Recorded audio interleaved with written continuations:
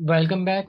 अब हम लोग जो काम करने जा रहे हैं, अब हम ये देखेंगे कि जो हमने जितनी वर्किंग की थी एक्सेल में और एसपीएसएस में, उसको हम पीएलएसएम के ऊपर लगाएंगे और मॉडल बनाकर देखेंगे मॉडल क्या बनता है। फॉर दैट हमने पहले तो ये देखना है कि जो हम अभी थीसिस देख रहे थे इसका मॉडल है क्या। ठीक है, ये पूरा मॉडल है इसका। इनफैक्ट मैं यहाँ से समझाऊँ तो शायद समझ में ना आए, थोड़ा ऊपर चलते हैं, वहां से मैं आपको मेथडोलॉजी से या लिटरेचर के अंदर जो मॉडल का दिया है मैं वहां से कोशिश करता हूँ समझाने की। ये इनका मॉडल है, ठीक है। तो अगर ये मॉडल आपको नजर आ रहा है तो आप समझ जाए कि मॉडल में हमने अब काम करना है। अब असल काम हमारा स्टार्ट हुआ है। डेटा सेट आगे खुला हुआ है हमारे पास, ये रहा। ठीक है, आखिरी में हमारे पास वेरिएबल थे, इनफैक्ट एसपीएसएस के अंदर भी वेरिएबल थे, तो मैं वहां से चलता हूँ। नो, यहाँ आ जाता हूँ मैं। आखिर में मेरे पास वेरिएबल आ रहे थे जो मैंने कंप्यूट किए थे, जैसे कॉस्ट था, पीआरए था, पीयू था, PC, business intelligence, UBA, FI, H. ठीक है, ये मॉडल इन्होंने बनाया हुआ है आपके पास यहाँ। तो परसीव कॉस्ट इंडिपेंडेंट, ये लेफ्ट साइड के जो कॉलम आते हैं एक साथ वो सारे इंडिपेंडेंट होते हैं। तो ये कहता है perceive cost, perceive relative advantage, perceive ubiquity, perceive credibility. ठीक है, H1, H2, H3, H4, ये सारे के सारे जो मॉडल्स हैं इनके, ये मॉडल के अंदर जो वेरिएबल्स हैं ये इंडिपेंडेंट वेरिएबल हैं। फिर वो कहते हैं कि बिहेवियर इंटेंशन टू अडॉप्ट, एक मीडिएटिंग आ गया। फिर दूसरा होता है यूजेज बिहेवियर, दूसरा मीडिएटिंग आ गया। फिर तीसरा फाइनल वेरिएबल डिपेंडेंट हो गया आपको कौन सा, फाइनेंशियल इंक्लूजन। तो तीन वेरिएबल इनके पास आ गए, ठीक है, जिसमें दो मीडिएटिंग है और एक आपका क्या है, डिपेंडेंट है। और ऊपर उन्होंने क्या किया, एज ग्रुप को ले लिया। इसका मतलब क्या होता है कि ये इसको एज अ मॉडरेटर यूज कर रहे हैं। और फर्दर इन्होंने अपनी थीसिस में खैर लंबा लंबा काम किया है, उसे उन्होंने मल्टी ग्रुप एनालिसिस में भी किया है। तो हमारा सब्जेक्ट नहीं है मल्टी ग्रुप एनालिसिस, लेकिन उसकी वीडियो मैंने जो हमारा नोट पैड था जहाँ तमाम वीडियोस के रेफरेंस मैंने डाल दिए हैं कि अगर आपने कोई भी वीडियो देखनी है तो उसका रेफरेंस यहाँ है, इन वीडियोस को आप देखें। जो शायद मुझसे चीज़ें रह गई हैं तो वो आप यहाँ से अच्छे तरीके से अंडरस्टैंड कर सकते हैं। तो वो वीडियो जो है मल्टी ग्रुप एनालिसिस की, मैंने यहाँ उसका लिंक बनाकर डाल दिया है, अगर आप चाहें तो यूज़ कर लें। चलें दोबारा हम लोग आते हैं मॉडल के ऊपर, थोड़ा अंडरस्टैंड कर लेते हैं। तो हम कह रहे हैं कि भाई ये चार इंडिपेंडेंट का इम्पैक्ट पड़ता है बिहेवियर इंटेंशन का, इंटेंशन पे। और उसका इम्पैक्ट पड़ता है यूजर्स बिहेवियर पे, लेकिन it is being moderated by the age group. Age, ठीक है, जो उम्र होती है वो उन्होंने यहाँ लिया हुआ है। Basically this is not the age, ये जेंडर है। ये उन्होंने लिखा यहाँ गलत है, ये एज नहीं जेंडर है, ठीक है, मेल या फीमेल। ठीक है, इनकी यहाँ जो ये रिपोर्टिंग है ये गलत हुई हुई है, लेकिन जो फाइनल मॉडल देखेंगे उसमें जेंडर होगा। ठीक है, वो मॉडरेट करता है किसको, यूजर बिहेवियर को, फाइनेंशियल इंक्लूजन को। तो दिस इज नॉट एज, ये जेंडर है, और तभी इन्होंने मल्टी ग्रुप एनालिसिस के ऊपर परफॉर्म किए हैं। तो वहां मैं फाइनल मॉडल में भी दिखा देता हूँ आपको। आई एम 110% श्योर क्योंकि इनके एनालिसिस सारे उसी के ऊपर बने हुए हैं। यहाँ इन्होंने लिखा, इसकी डिस्क्रिप्शन तो एज दी है लेकिन ये एज नहीं है, ये जेंडर है। जब आप फाइनल एनालिसिस में जाओगे तो वहाँ उन्होंने क्या किया, जेंडर को किया हुआ होगा, मेल फीमेल का। ठीक है, अगर मैं यहाँ से मेल टाइप कर लूँ, डिस्क्रिप्शन वाला लिखा है उन्होंने, लेकिन देखो यहाँ पे वो स्टेपिंग मल्टी ग्रुप एनालिसिस में मेल फीमेल को किया है। एज उन्होंने लिखा ऊपर है लेकिन ये है मल्टी ग्रुप में जो मेल और फीमेल है। खैर, ये इनका टाइपो है, टाइपो मिस्टेक है। अब चूंकि हमने एसपीएसएस रन करा और वहां से उसकी काफी सारी चीजें समझ ली थी, आगे का काम हमें करना था जो हमें करना है, जिसमें हम एक पहले तो मॉडल डेवलप करेंगे जिसे हम कहते हैं मेजरमेंट मॉडल। उसके बाद दूसरा मॉडल बनाते हैं हम स्ट्रक्चर मॉडल। मेजरमेंट मॉडल में हम लोग देखते हैं कि हमारा जो डेटा है उसमें उसका जो है रिलायबिलिटी कैसी है, कंपोजिट रिलायबिलिटी कैसी है, डिस्क्रिमिनेंट एनालिसिस कैसे हैं।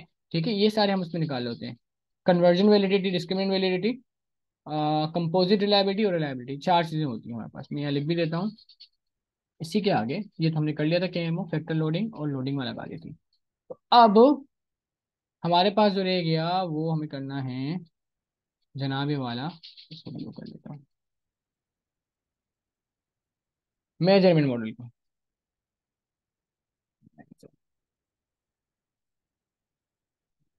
उसमें हम क्या क्या देखते हैं, हम देखते हैं रिलायबिलिटी हम ले चुके हैं, ठीक है। फिर हम देखते हैं कंपोजिट रिलायबिलिटी, रिलायबिलिटी। फिर हम देखते हैं डिस्क्रिमिनेंट, डिस्क्रिमिनेंट एनालिसिस या रिलायबिलिटी, वैलिडिटी, कन्वर्जन वैल्यू।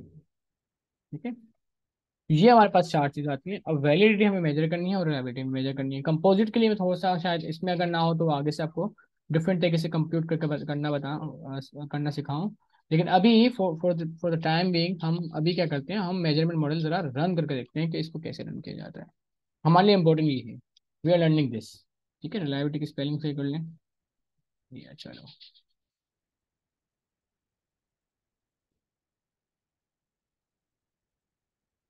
ठीक है, आई डोंट नो अदर क्यों ले रहे हैं। ये हमारे पास टेस्ट है जो हमें रन करने हैं और उनको अब हमें देखना है। तो पहले रिलायबिलिटी हम निकाल चुके हैं। अब आ जाए हम लोग जरा पीएलएसएम को। पहले बता दो पीएलएसएम इंस्टॉल करने के लिए आपने क्या करना होता है, वो अपने पास इंस्टॉल करना पड़ेगा। मैं जाता हूँ यहाँ पीएलएसएम की वेबसाइट है, पीएलएस स्मार्ट फॉर डाउनलोड। ठीक है, ये आपको उस वेबसाइट आ जाएगी। यहाँ से अपनी विंडो वाला डाउनलोड करना है और आप सबके पास आराम से यहाँ से डाउनलोड हो जाएगा। जब डाउनलोड हो जाएगा तो मैं दिखा देता हूँ करना क्या होता है। वो थोड़ा सा समझाना पड़ेगा आपको। स्मार्ट पीएलएस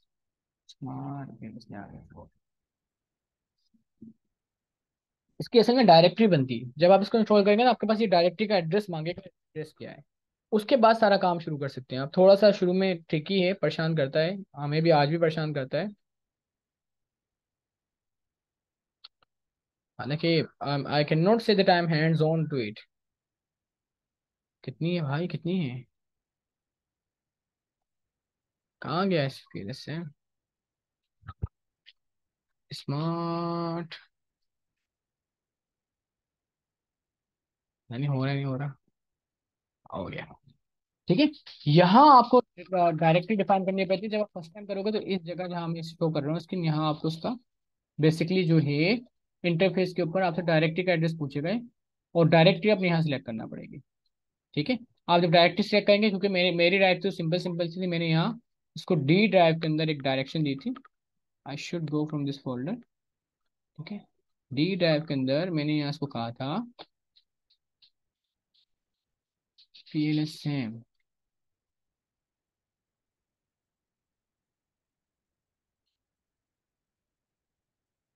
मेरा पहला folder P L S same directory 2024। यहाँ मैंने कुछ काम किया। अब ये वर्कशॉप की जो है फाइल हूँ डाली हुई यहाँ पर। थोड़ा सा काम कर रहा था और चीज़ें देख रहा था, तो वो अब आपको यहाँ एक डायरेक्टरी का फोल्डर बनेगा। पहले आप कोई भी नया फोल्डर बनाया, उसका नाम रख लिया, मिसाल ABC फोल्डर बनाकर नाम रख लिया। उसके बाद डायरेक्टरी का एड्रेस हम इसको दे देंगे। जब आपके पास ये सब आ जाएगा तो अब आप काम इसके अंदर कर सकते हैं। ठीक है, हम क्या करते हैं, हम जाते हैं न्यू प्रोजेक्ट के ऊपर और उसका मैं नाम रखता हूँ वर्कशॉप IU 2024। ठीक है, ये मैंने नाम रख लिया। जब मैं यहाँ से इसको करूंगा मेरे पास आ जाएगा इम्पोर्ट डेटा फाइल। तो जो SPSS की फाइल मैंने सेव की थी, अगर नहीं की थी वो देख लें कैसे करनी है। फाइल में जाऊंगा, सेव एज करूंगा और उसकी SPSS फाइल जो भी है, जो भी लोकेशन है आपकी डेस्कटॉप पे जाकर मैं वहाँ उसको सेव कर दूँ और वो रख दूँ। ये फाइल मैंने ऑलरेडी सेव की हुई थी, उसका डेटा जो है मैं इंपोर्ट करवा रहा हूँ। ये मेरे पास डेटा है, ये मैंने इंपोर्ट करवा लिया। ठीक है, अब जब डेटा मेरे पास इंपोर्ट हो जाएगा, हम मल्टी ग्रुप एनालिसिस नहीं करेगा उसमें कर रहे होते तो मैं क्या करता, इसकी यहाँ पर मल्टी ग्रुप लगा रहा होता। नोट इन दैट यहाँ एक ऑप्शन आता है मल्टी ग्रुप का, वो करता है। अभी तो मैं बस डेटा इंपोर्ट कर रहा हूँ, सिंपल। ठीक है, अब डेटा मेरे पास लोड हो गया। अब मैं कहता हूँ क्रिएट मॉडल। जब मेरे पास इस तरह की विंडो बनकर आ गया, सब कुछ हो गया, ये रहा जनरेट ग्रुप्स। ठीक है, तो ये जनरेट ग्रुप में जाऊंगा तो ये मल्टीपल मुझे करके दे देगा। मैं करके दिखा देता हूँ, लेकिन हमारा काम नहीं है अभी यहाँ पर ना। हमें करना किसका है, मिसाल है मेरे पास जो एज वाला है मैं इसको सिलेक्ट कर लूंगा, अप्लाई करूंगा और ये एक मेरे पास ग्रुप जनरेट करने का दे देगा। तो मैं कहता हूँ भाई अगर ग्रुप 1 है उसमें आप कर दें, मिसाल है 1 पे कर दें मेल, 2 पे कर दें फीमेल, वो मैं कर देता हूँ। ठीक है, आई डोंट नो यहाँ एज क्यों आ रहा है, लेकिन उन्होंने एज डाला हुआ है। मेल फीमेल का था कॉलम, उसको हम लोग अभी बाद में डिस्कस करते हैं। ठीक है, हो सकता है मुझसे मिस्टेक हो, लेकिन ये जेंडर का था, this is not the age one. तो अब हम पीछे चलते हैं। अभी मुझे नहीं चाहिए, हम आ गए बैक पर, हमें नहीं कॉलम करना। यहाँ PLS सिस्टम का जो एल्गोरिथम है इसके ऊपर हम काम कर रहे हैं। ठीक है, इसका मैं नाम रखता हूँ टेस्टिंग मॉडल। ठीक है, डेमो, इसको मैं ओके करता हूँ। अब मेरे पास एक कैनवास की तरह जो है, कैनवास इसकी तरह एक विंडो पॉपअप होकर आएगी जो वाइट पेज होता है, और उस कैनवास के ऊपर हमें जो है अपना मॉडल बनाना पड़ता है, ड्रॉ करना पड़ता है। चूंकि मॉडल मेरे पास यहाँ था, ठीक है, यहाँ इन्होंने लिखा हर जगह एज है, लेकिन एज मेरा नहीं है, मेल फीमेल का है और उसमें हम काम कर लूंगे। ठीक है, जो कि मॉडरेटर है इनका। तभी तो मल्टी ग्रुप बनाया उन्होंने। ये है। ठीक है। अब चूंकि मेरे पास ये चार आ रहे हैं, और अब मैं क्या करता हूँ, इसी तरह का मॉडल ड्रॉ करता हूँ, जैसे 1 2 3 4। इनके पास कौन से हैं हम वो देखते हैं, हम वही यूज करते हैं, ताकि इन्होंने क्योंकि डेटा क्लीन किया हुआ था उस मॉडल को अंडरस्टैंड करके मेजरमेंट मॉडल क्रिएट करते हैं, ताकि हमारी अंडरस्टैंडिंग और इनकी अंडरस्टैंडिंग बराबर बराबर चले। ये इनका मॉडल है। ठीक है। इस पे इन्होंने कहा कॉस्ट के अंदर इन्होंने 1 2 3 4 5 6 लिए। तो मैं क्या करता हूँ, लेफ्ट साइड से फर्स्ट मेरे पास जो आ रहे हैं 1 2 3 4 5 6, वो सब उठाए यहाँ ड्रॉ किया, ओके कर दिया, मेरे पास बना हुआ आ गया। तो जो एरो का निशान है इससे आप इसको मूव कर सकते हैं। ठीक है, ये मूव कर रहा हूँ मैं, और यहाँ से मैं इसको थोड़ा सा कम कर लेता हूँ ताकि मुझे मॉडल सही नजर आए। जब मैं इसको मूव कर सकता हूँ तो मैं क्या करूंगा, मैं बोलूंगा भाई इसको इस तरह से कर लो, ये आपको सेटिंग कर लेंगे। हाँ, इंडिकेटर्स जो है इसकी इसकी निस्बत से आप सही कर लेंगे, ऐसा करना है, ऐसा करना है, ऐसा करना है। मॉडल ज्यादातर यहाँ बनते हैं लेफ्ट टू राइट। राइट। एक समझ में आ गया हमें। अब पीआरए का उन्होंने कहा 1 2 3, पीआरए का लो। हम 1 2 3 बाकी छोड़ देते हैं, ये लेते हैं, क्योंकि फैक्टर लोडिंग में उन्होंने ये शो करवाया, ये हमने ले लिया। इसका भी हम लोग कैसे कर लेते हैं। राइट। ये आ गया आपके पास दूसरा। तीसरा इन्होंने हमें कहा कि आप भाई जो पी यू है उसका 1 2 3 लें। तो पी यू हमारे पास आ रहा है 1 2 3, उठाया उसको हमने, ड्रैग करा और एंटर, ड्रैग एंड एंटर, बस उसको उस तरह से कर लिया। पीएलएस से ज़्यादा इजी है एसपीएसएस के लिए। ठीक है। अब हमें ये कहते हैं कि आप पीसी लें, पीसी का 1 2 3 4 5। तो पीसी ले लेते हैं भाई, 1 से लेकर 5 तक लिया, सिलेक्ट किया, इंटर किया, इस तरह से कर लिया। इसकी मैं डायरेक्शन इस तरह रख लेता हूँ क्योंकि मेरे पास स्पेस ज़्यादा नहीं है, थोड़ा सा इस तरह से कर लेता हूँ। राइट। तो अब मेरे ये चार तो हो गए मेरे इंडिपेंडेंट।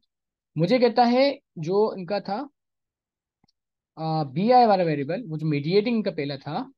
ठीक है। तो उसको अब वो कहते हैं कि वो आप लें कौन कौन सा, B 2 3 4 5 6 7 8। वन नहीं लेना आपने, तो हम B 1 नहीं लेते, यहाँ तक ले लेते हैं, इनको उठाते हैं यहाँ ड्रैग करते हैं, ओके कर लेते हैं, और इसकी डायरेक्शन ऊपर कर देते हैं। ठीक है। ये मैंने कर लिया ऊपर। ये मेरा मीडिएटिंग वन हो गया। फिर ये कहते हैं कि आपने क्या करना है दूसरा यूबी का, उसके कौन कौन से 1 2 3 4 5। तो हम क्या करते हैं यूबी के 1 से लेकर 5 तक यहाँ कर लेते हैं, इसको एंटर कर लेते हैं, इसकी डायरेक्शन ऊपर कर लेते हैं। ठीक है, ये आपके पास आ गया दूसरा। राइट। अब ये आपको कहते हैं, इनफैक्ट मैं इसको सीधा कर कर इसको यहाँ ऐसे कर लेता हूँ, और सा मॉडल मेरा और क्लियर हो जाएगा। राइट। ठीक है। तो ये हमारे पास इंडिपेंडेंट आ गए, ये मीडिएटर आ गए। अब हम डिपेंडेंट लेते हैं एफ आई के इन्होंने कौन कौन से सवाल लिए हैं वो देखते हैं हम। एफ आई के इन्होंने 1 2 3 4 लिए हैं, तो हम 1 2 3 4 ले लेते हैं, 1 से लेकर 4 तक। इसको ड्रैग करते हैं यहाँ, फाइनल कर लेते हैं, ये ऐसी रहेगी इसकी डायरेक्शन, हम इसकी डायरेक्शन ऐसी करते हैं। राइट। ये मेरे पास आ गए हैं अब तमाम के तमाम वेरिएबल। अब मेरा काम है मैं इसको कनेक्ट करूँ, तो मैं कनेक्ट वाला जो है एरो सिंबल जो है इसको सिलेक्ट करूंगा, और इस एरो की निस्बत से कनेक्ट करना शुरू करूंगा। जैसे कनेक्ट करूंगा वो ब्लू होना शुरू हो जाएगा। तो हमारा मानना है कि इन सबका इम्पैक्ट होता है बीआई के ऊपर। बीआई कनेक्ट करता है इसको, और ये कनेक्ट करता है इसको। ठीक है। इनफैक्ट मैं अगर सिलेक्ट कर कर थोड़ा सा इसको यहाँ खींच भी देता हूँ, अच्छा लगेगा ना बनाने में। ये आपके पास आ गया। लेकिन साथ साथ इन्होंने कहा कि जो एज होता है वो मॉडरेट करता है, तो मैं एज को यहाँ लाता हूँ, इंटर करता हूँ, ये आप समझिएगा स्टेप क्या होता है। ठीक है। मॉडरेशन के लिए आपको दूसरा यहाँ पर जो है टूल जो होता है, इंस्ट्रूमेंट, वो यूज करना पड़ता है। आप अगर देखें यहाँ पर सिलेक्ट है, लेटेंट वेरिएबल है, कनेक्ट है, क्वाड्रेटिक इफेक्ट है, और मॉडरेटिंग। तो मॉडरेटिंग को मैं सेलेक्ट करूंगा, और अब मैं कनेक्ट करूंगा इस एरो के इसके साथ, इस एरो के इसके साथ, इंटरैक्शन टर्म बना रहा हूँ। राइट। फिर मैं थोड़ा सा सीधा भी कर लेता हूँ ये। तो मेरा मॉडल हो गया तैयार। मुझे क्या करना है, मुझे इस मॉडल को रन करना है, किस में रन करना है, मेजरमेंट मॉडल के ऊपर। ठीक है, हम स्ट्रक्चर मॉडल नहीं कर रहे। मेजरमेंट मॉडल में क्या होता है, हम मॉडल की स्ट्रेंथ देखते हैं, उसको देखते हैं कि मॉडल हमारा कितना फिट है, उसमें कोई डिस्क्रिपेंसीज तो नहीं है। ठीक है, उन डिस्क्रिपेंसीज को एंटरटेन करने के लिए हम मॉडल रन करते हैं, और मेजरमेंट मॉडल रन करते हैं। तो मेजरमेंट मॉडल की तो पूरी अपनी बाकायदा तौर पर जो है डिटेल्स हैं जो आप पढ़ सकते हैं इंटरनेट से, और जो मैंने वीडियो शेयर की हैं उससे भी। तो उस पर हम टाइम ज़्यादा ज़ाया नहीं करते, बाकी डिस्क्रिप्शन जो है मेजरमेंट मॉडल की इन्होंने खुद भी लिखी है इसमें। ठीक है। आप अगर आ जाए तो measurement model is known as the outer measurement model in PSM analyse the reliability and validity of the data. ये इसका मेन क्रक्स जो होता है वो ये होता है, reliability and validity of the data. In which ये बताते हैं कि data of respondent is measured by the composite reliability, ठीक है यार, outer loading, cross loading, Cronbach alpha, while conversion validity measures is discriminant conversion and evaluated by AVE scores, जिसके इन्होंने criteria बताए फॉर्नर लार्कन एंड एसटीएमटी, ठीक है। तो ये यहाँ पर इन्होंने इसके टेस्ट की डिटेल्स दी है, जो आपको मैं शेयर करूंगा, तो आप देख लीजिएगा। अब चूंकि ये बड़ा इंटरेस्टिंग है, ऊपर देखिए यहाँ हर जगह उन्होंने एज एज लिखा है, लेकिन ये खुद बता रहे हैं as well as multi group analysis of the gender, ठीक है। लिखते जेंडर है, लेकिन यहाँ जब मॉडल बना रहे हैं उसमें एज आ रहे हैं, मैंने भी गलती से वही वाला कॉलम उठा लिया है। आई नो कि इसके इम्पैक्ट आई गेस नहीं होते इतने, तो वो जेंडर लेना था, लेकिन हमने एज ले लिया। ये एक छोटी सी इसमें डिस्क्रिपेंसी है, जो कि हकीकतन नहीं है। तो चलिए आगे बढ़ते हैं, हम काम करते हैं। हम क्या करते हैं, पहले मेजरमेंट मॉडल चलाते हैं, जो कि मेरे पास होता है यहाँ पर, ठीक है। मैं आता हूँ पहले सेम एल्गोरिदम, पहला ही ऑप्शन है उसको सिलेक्ट कर लूँ, और जब ये विंडो पॉपअप होगी तो मैं इसको रन कर लूंगा। विंडो पॉपअप हुई, हम स्टैंडर्डाइज के ऊपर जा रहे हैं, ठीक है।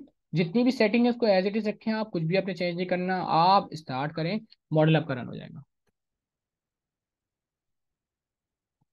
तो मॉडल जब रन होगा, आपके पास लेफ्ट साइड पे बहुत सारे ऑप्शन बने हुए आएंगे, उन ऑप्शन में आप ये जो क्रॉस लोडिंग है, कन्वर्जन, डिस्क्रिमिनेंट वैलिड, ये आ गए, वो आपके पास आ गए। उन सब में नंबर्स भी आना शुरू हो गए आपके पास। Now just have a look in that, ये नंबर्स भी आपके पास आना शुरू हो गए। थोड़ा सा मैं जूम करता हूँ, ये देखिए आप। तो आउटर लोडिंग पे आ जाएं आप, बल्कि इनफैक्ट हम यहाँ से देखते हैं आउटर लोडिंग के क्या हमारे पास नंबर्स आ रहे हैं। वैसे डायरेक्ट जाना तो हमें चाहिए यहाँ पर डिस्क्रिमिनेंट वैलिडिटी के ऊपर, कंस्ट्रक्ट वैलिडिटी के ऊपर, ये हमें देखना है ना। तो आपके पास ये आ रही कंस्ट्रक्ट वैलिडिटी, एवी स्कोर देखो, अगर ये ग्रीन है तो इसमें fine, this is good enough. 0.5 से ऊपर होना चाहिए, 0.5 से ऊपर है, दैट मीन गुड इनफ, ठीक है, गुड टू गो। अगर ये कम होगी तो ये रेड हो जाएगी, फिर इसका मतलब आपके मॉडल में कई मसले हैं, उसको आपको सेट करना पड़ता है, ठीक है। एक तो ये हो गया। अब डिस्क्रिमिनेंट वैलिडिटी के अंदर आएंगे जब हम, तो यहाँ आपके पास एक एस टी एम टी का क्राइटेरिया होता है, दूसरा होता है फॉरनर लार्कनर। तो दोनों में से कोई एक देख लें, आप दोनों देख लें। अगर मैं एस टी एम टी के अंदर जाता हूँ तो मेरे पास इस तरह का डायगोनल बना आता है, ठीक है। और उसका आइडिया ये होता है डायगोनल का, कि इनकी कोई भी वैल्यू 0.84 से आई गेस 85 से ज्यादा नहीं होनी चाहिए, तो ये बेंचमार्क होता है इसका, उससे कम ही होना चाहिए। उससे ज्यादा होगा तो यहाँ आपको हाईलाइट कर देगा कि आपके मॉडल में मसला है। सिमिलरली फॉरनर लार्कनर के अंदर अब आएंगे, ये आपके लिए बहुत जरूरी है, डिस्क्रिमिनेंट वैलिडिटी देखना, ठीक है। उसमें क्राइटेरिया ये होता है कि आपका जो टॉप वन वाला जो होता है, हर कॉलम का टॉप वन, वो सबसे बड़ा होना चाहिए। तो आप देखें इनमें कोई भी डिफरेंट कलर नहीं आ रहा, सबसे बड़ा जो है वो टॉप वन ही है। One is greater, 0.80 is greater than every one, ठीक है। इस कॉलम के अंदर हम कॉलम वाइज चलते हैं, राइट। तो कॉलम वाइज चलना है आपने। तो इसमें आ गए आप। अब आ जाए क्रॉस लोडिंग के अंदर, यहाँ थोड़ा सा आपको मिलेगा, शायद एक आध को ऐसा मिल जाए। तो क्रॉस लोडिंग के अंदर आप देखते हैं, आई डोंट नो यहाँ इस तरह से दे नहीं रहा है, आप क्रॉस लोडिंग देख लें इसकी। और पीई में ये वाली देखते हैं हम लोग, ठीक है। पीयू के सारे हाईएस्ट वैल्यू में आ रहे हैं कंपेयर टू एवरीवन, ठीक है। होता ही है, मिसाल के तौर पे बी है, तो बी आई के ये वाले जो हैं सारे के सारे हाईएस्ट वैल्यू में आना चाहिए। अगर हाईएस्ट में आ रहा है दैट इज गुड इनफ, इस कॉलम के हाईएस्ट वैल्यू होनी चाहिए। इसी तरह सी ओ कॉस्ट वाला है, तो वो यहाँ आना चाहिए आपके पास हाईएस्ट वैल्यू के अंदर। इसी तरह से एफ आई वाला है, तो वो यहाँ आना चाहिए हाईएस्ट वैल्यू के अंदर। इन सबसे हाईएस्ट वैल्यू होनी चाहिए, सबसे हाईएस्ट इसका मतलब आपकी क्रॉस लोडिंग परफेक्ट हुई है। तो आई गेस आप मेरे यहाँ यहाँ यहाँ तक मेरे साथ साथ थे, ठीक है। कंपोजिट रिलायबिलिटी निकालने का डिफरेंट तरीका है, उसको हम बात कर लेंगे थोड़ा सा, ठीक है। वो मैं आपको देखकर भी बता दूंगा। इसमें एक तरीका होता है, इधर हम लोग मेजर नहीं करते, उसके लिए मैं एक शीट होती है, वो आपको दिखाऊंगा कि कंपोजिट रिलायबिलिटी हम कैसे करते हैं। इनफैक्ट यहाँ भी अगर है तो बहुत अच्छी बात है।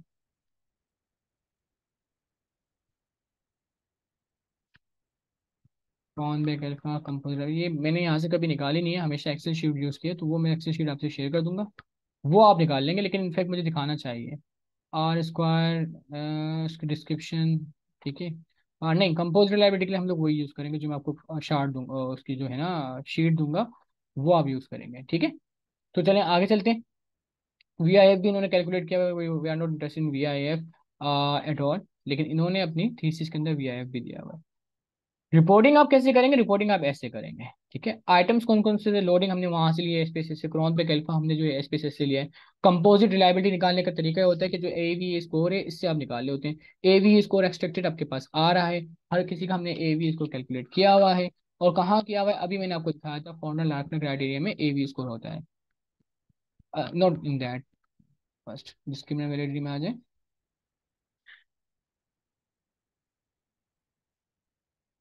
हाय अल्लाह, ये रहा एवी स्कोर आपके लिए, ये इंपॉर्टेंट है। इसकी इसके थ्रू, अच्छा in fact composite, sorry sorry, composite reliability भी दी हुई है आपको, सॉरी एसपीएसएस में आ जाए, आप यहीं से निकाल लें, जो रो वाला है आप इसी में से निकाल लें, ये टेबल आपके लिए अहम है।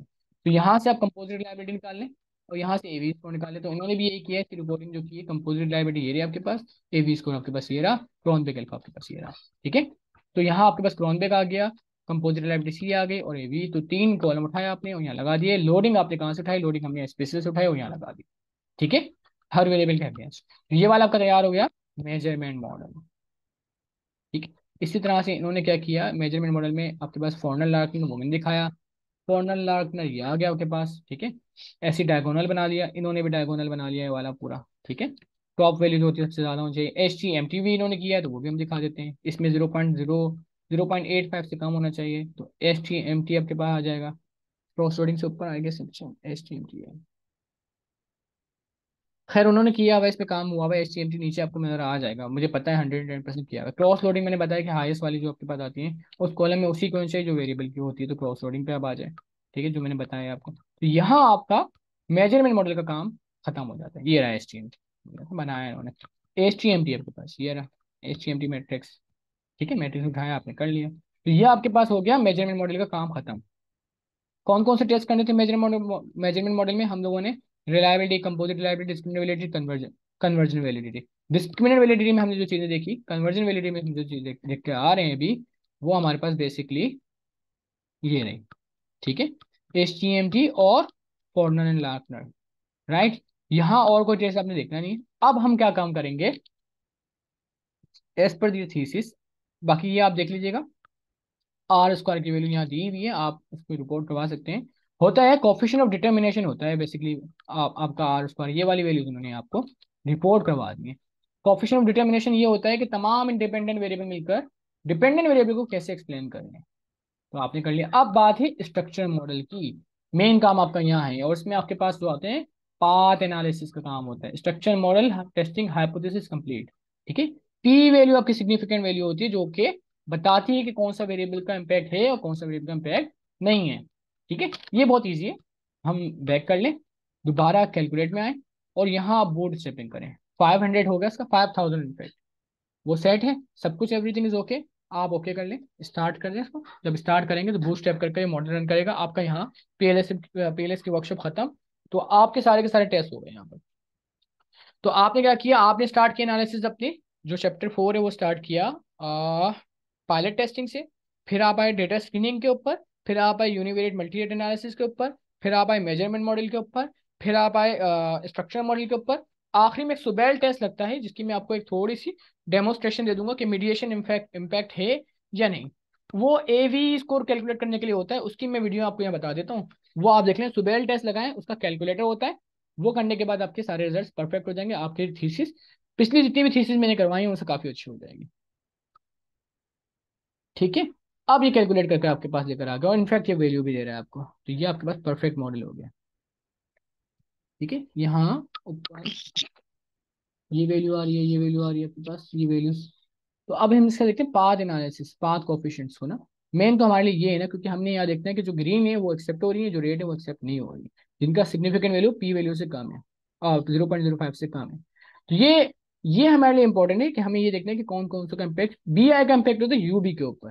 ठीक है, कॉस्ट का इम्पैक्ट होता है बी आई के ऊपर। तो यहाँ आपने मीडिएशन देखना है, आखिरी वाला आपका क्या है, वो है इंटरैक्शन टर्म, कि एज का इम्पैक्ट होना चाहिए यूबी के ऊपर, एज इन यूबी का इम्पैक्ट होना चाहिए एफ आई के ऊपर, जो इंटरैक्शन टर्म कहलाती है। ठीक है, और एच और बी आई का इम्पैक्ट होना चाहिए बी यूबी के ऊपर, तो वो तो हमें नहीं मिला।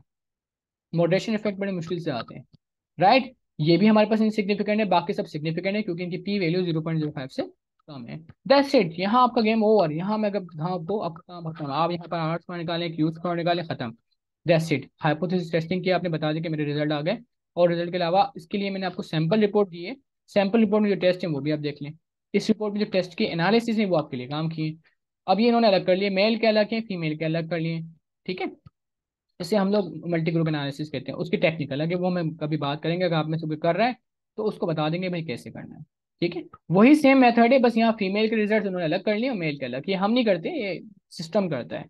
सिस्टम को शुरू में अगर हम समझा देना कि ये मेल और ये फीमेल है तो वो अंडरस्टैंड कर जाएगा। ठीक है, और फिर उसके हिसाब से आपको रिजल्ट भी बना कर देगा वो। यानी जैसे मेन रिजल्ट थे वो बनाए, उसके बाद फीमेल के रिजल्ट अलग बनाएगा, और मेल के रिजल्ट अलग बनाएगा। तो ये आपके पास मेल फीमेल की उन्होंने रिलेशनशिप भी बना ली। मेल की रिलेशनशिप जैसे ऊपर बनाई है वैसे ही नीचे बनाई है। रिकमेंडेशन वो कंक्लूजन में आ जाए। अब आ जाए हम सुबेल टेस्ट के ऊपर। तो मैं आपको यहाँ लेके जाता हूँ। यहाँ कितने लोगों से पूछने हैं, इसका सॉफ्टवेयर होता है राउसॉफ्ट। नंबर ऑफ रिस्पॉन्डेंट कितने होने चाहिए, ठीक है, मैं बोलता हूँ भैया मेरे पास पॉपुलेशन टोटल कितनी है वो दिखा देता हूँ आपको। अरे भाई इंटरनेट ना बंद हो जाए, मेरी रिकॉर्डिंग अटक जाएगी। राउसॉफ्ट। चलिए कोई बात नहीं, सुबेल टेस्ट पे आ जाते हैं। Sobel test measure calculator. I guess यहाँ इनका होता है डेनियल सोपर के ऊपर, ये कहाँ पर सुबेल टेस्ट की कैलकुलेशन होती है, उसमें आपको ना नंबर्स पुट करना पड़ते हैं। ये रहा इनपुट वेरिएबल आ गया इसका। एक छोटा सा आप देख लीजिए यूट्यूब के ऊपर पूरा वो होगा गाइडलाइंस के कौन कौन सी डेट आपने वैल्यूज डालना होती है। उन वैल्यूज के बाद आपको सुबेल टेस्ट बताता है। सुबेल टेस्ट की वैल्यूज बेसिकली बताती हैं कि मेडिसिन इम्पैक्ट है या नहीं है। ठीक है, और ये बैरन कैनी की मीडिएशन मॉडल होता है। तो डू रिमेंबर दैट, इनकी बेसिस पे सारा काम होता है। Baron and Kenny mediation model, Sobel test उसकी मीडिएशन को कंफर्म करता है कि मीडिएशन उसके अंदर है या नहीं। ठीक है, तो यहाँ आपकी ये वाली वर्कशॉप हो जाती है खत्म। तो थैंक यू सो मच, तशक्कुर इदरीम। फोल्डर में आप आए, यहाँ आपको तमाम चीज़ें मिल जाएंगी। ये फोल्डर है हमारा मेन, ठीक है, वर्कशॉप वाला। आई होप सो कि कोई ऐसी चीज़ नहीं है जो मैंने छोड़ी हो। हर चीज़ को कोशिश किया स्टेप बाय स्टेप समझाओ। पीएलएसएम बहुत आसान है, अगर आप करेंगे तो आप समझ जाएंगे कि ये बहुत आसान सा काम है। ठीक है।